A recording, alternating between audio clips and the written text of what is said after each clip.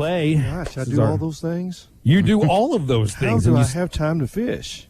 I was about to say, and you still have plenty of time to fish. But once football season starts, does the fishing end?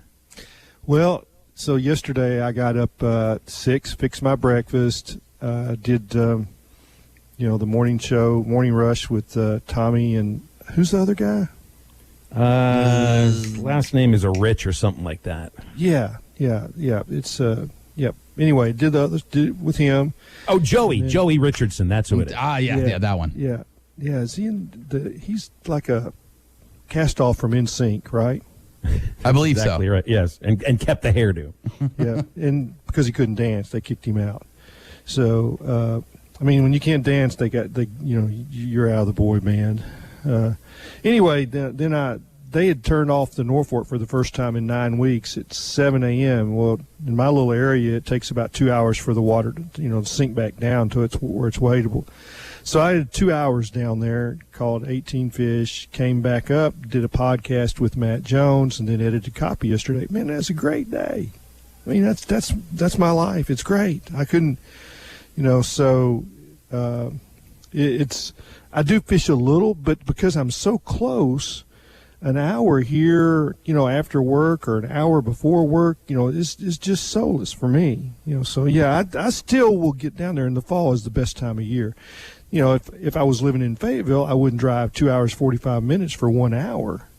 But when it's just in your backyard, 1 hour's, then you hang your waders up and, they're hanging on the front porch and you just grab them when you walk out the door and you're fishing. Well, Clay, you are the perfect person to ask this. And I wrote it in my notes that I had to ask you this week. My father is a big fly fisherman, as am I, and he's going to be in Fayetteville for work, and he's coming up on Saturday night. We're going to go fishing on Sunday. Where do I need to take him? Take him to Beaver Tailwater. Okay. It's below Beaver Dam. It's kind of towards Eureka Springs, 45 minutes, and it's fishing great right now. The water's been high all summer, but it's now fallen down to pool, and I'll send you some midges that will just knock them dead in that river. Sounds good. I appreciate it. Like you got a plan right then and there, Drew. Yeah, because I told my dad when he told me he was going to come up about a month ago, I was like, I'll make sure I knock it out. I'll go scout. I'll go do all these things. I'll find us the perfect spot, and haven't had a time to do it. So I knew Clay would be able to give me the answer. You did it. You tell him, I did it, because you did. You asked me, and I've told you. I did. That's kind of in my element to be able to tell you that. I know those spots. Clay, a couple of listeners have texted in questions that I wanted to ask you. Sure. I might reframe Brandon's question a little bit. He asks about the defensive line, if it's going to be a strength. He asks about an assessment on them, and we haven't really had a chance to assess. But we do know, Markel Utsi and John Ridgway spoke to the media yesterday, and I don't think they would be put in front of the media if it's not expected that they're going to get a ton of playing time. The transfers that have come in and some of the guys who have stayed over and are returnees that have bulked up. Like, these are the things. I'm thinking Zach Williams. I'm thinking Eric Gregory, Isaiah Nichols. These are the reasons why we're hoping that the defensive line can be a strength. When you see the last few years, it has most definitely been the opposite of a strength. Yeah, the thing that's happened is those three guys have, top-end experience, and for sure Trey Williams and Markel Utsi, played well in the SEC. They know the defense, so it's easy transition. I think John Ridgway, it's been, a battle to get him up to speed and the verbiage and terminology and those things that are different than what he's used to. And maybe some, I think the part that probably you still kind of have to wait and see and make sure that it holds true is he's got to play with a lower pad level than he did at the level of football that he played at the last few years. He could dominate because of his size, 6'6", 325, but he stands up and plays up high too much. And if that happens, they double team you and just knock you back about 3 or 4 yards, and then you don't set the line of scrimmage right. So you have to hold that ground in the middle. So yet to be determined, will he be able to do that on a consistent basis or even when he's tired? Sometimes you can do it when you're fresh, but then you kind of digress. What we do know about this defensive line. Dorian Gerald is probably back to where he was before he had his strained neck artery 2 years ago. Mm-hmm. He looks like a better player than what he was last year. He's consistently held that number one spot with better competition, better players around him when you consider Trey Williams and Markel Utsey. Zach Williams is bigger. Gregory is cross-trained at inside. Isaiah Nichols, Tarian Carter. I mean, these are all guys that are SEC players now, and they weren't sometimes when they played the last 2 years. They played because of necessity, because of COVID deficiencies. And I think now when a guy goes on the field at the defensive line, it's because they know he's a player, not because they don't have anybody else. There's times where you play because there's a void, right? I mean, it's just like, hey, when you look at what Tommy Kraft has right now, he has a void. He has to play Ty Richardson. So that's one way to put it. Sounds like you're is almost that a fair analogy? No, it's probably not fair. Sorry, Ty. You know it's just sarcasm, right? I think he expects it by now. He really does. Clay, another question we got from our text line. This was a little bit earlier in the show, but he wanted to know all of our opinions on who he thought would score the first touchdown this season between Rocket Sanders, Jaquelin Crawford, and Malik Hornsby. Me and Phil both agreed on Rocket Sanders. Do you agree as well, or do you think one of the other two will get it first? Well, let's just go by math and odds. So Jaquelin Crawford will get the ball in the first game 3-4 times. That's max, right? Mm-hmm. I mean, just a wide receiver. You're going to spread it to some other guys. I think Malik Hornsby will play some, but he's not the starter.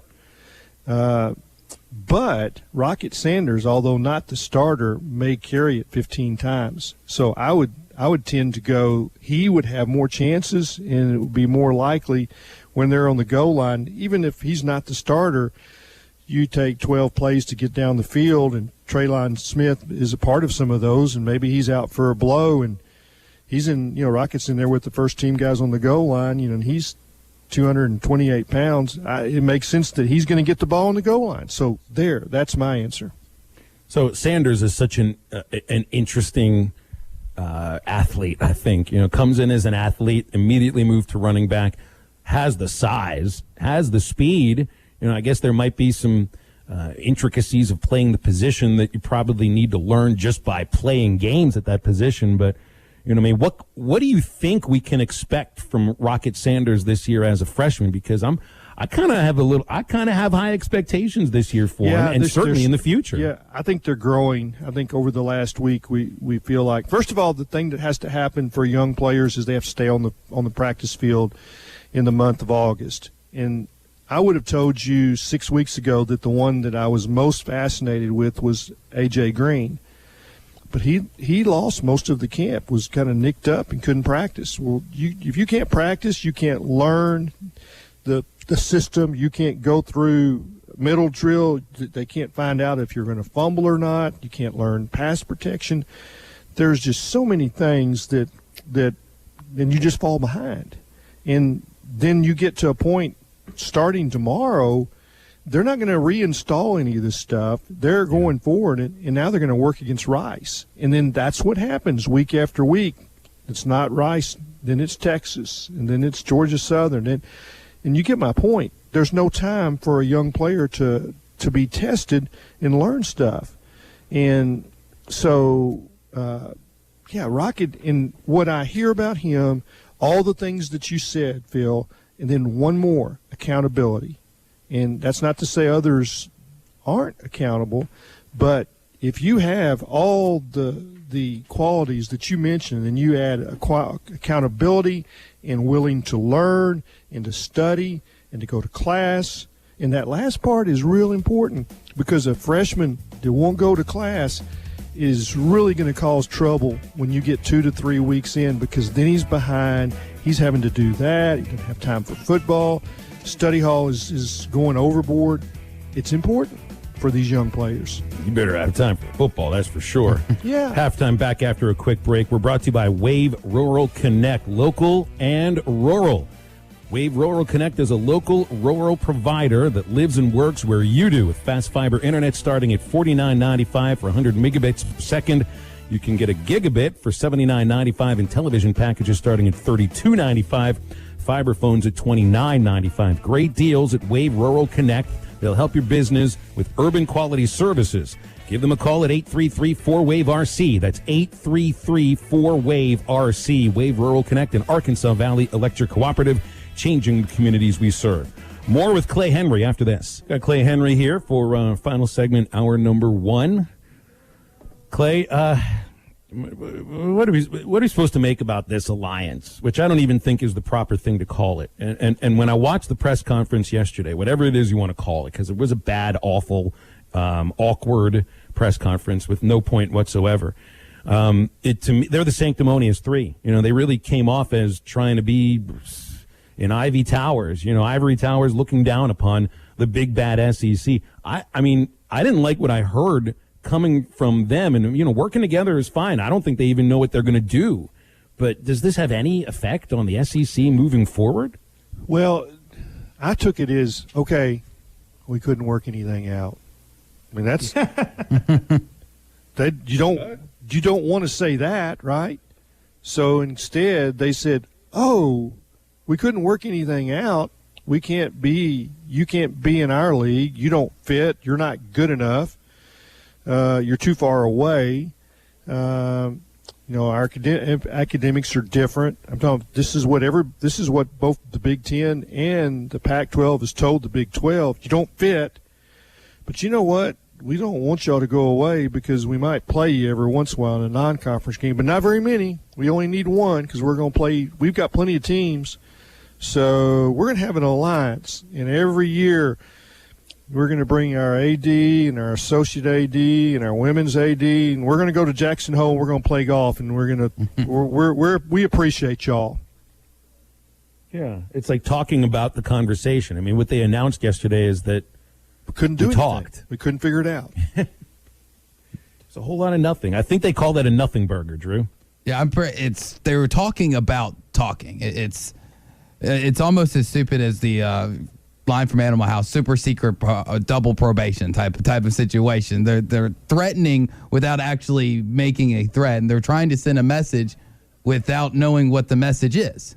Like from a lot of, I guess, Big 10, Pac-12, AACC types of people that I saw, their reaction was, yeah, let's stand up to the SEC. Great message, way to get it out there. But everybody else is like, I don't really understand what you said. You just wasted 47 to an hour of our entire life just to tell us that you're talking about talking. Yeah, we have no answers.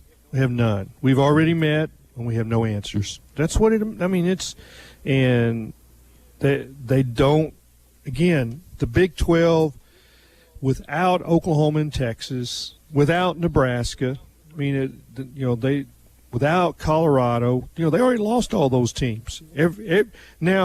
Every team, Missouri, same thing. Every team that had any real substance and value is now gone. It's just like it's Baylor, TCU, Oklahoma State, Kansas, just because football is so bad, they have no value. You can't have value just because of basketball. It does, and they know that. They know that at Kansas, but that's okay. They don't really want football.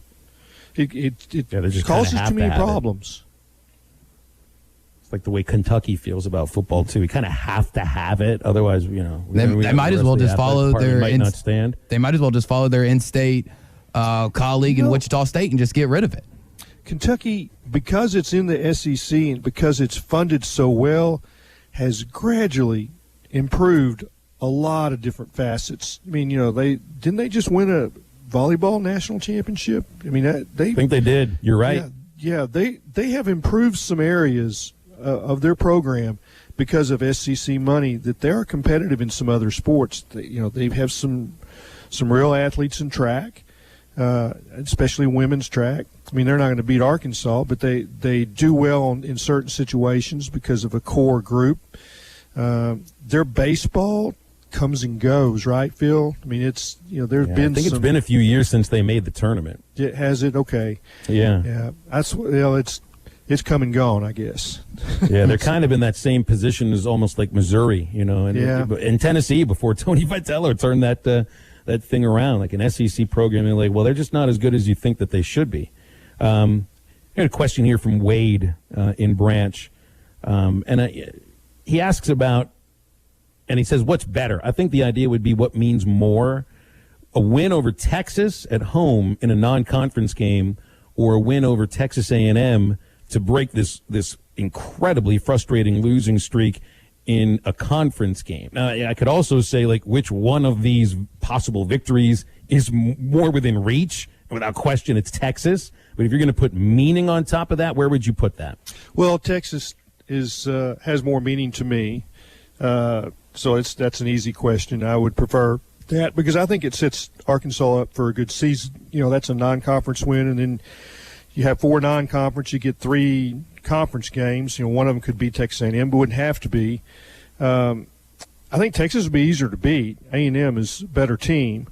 So if you say, well, what would mean more, it might be Texas A&M, but not to me.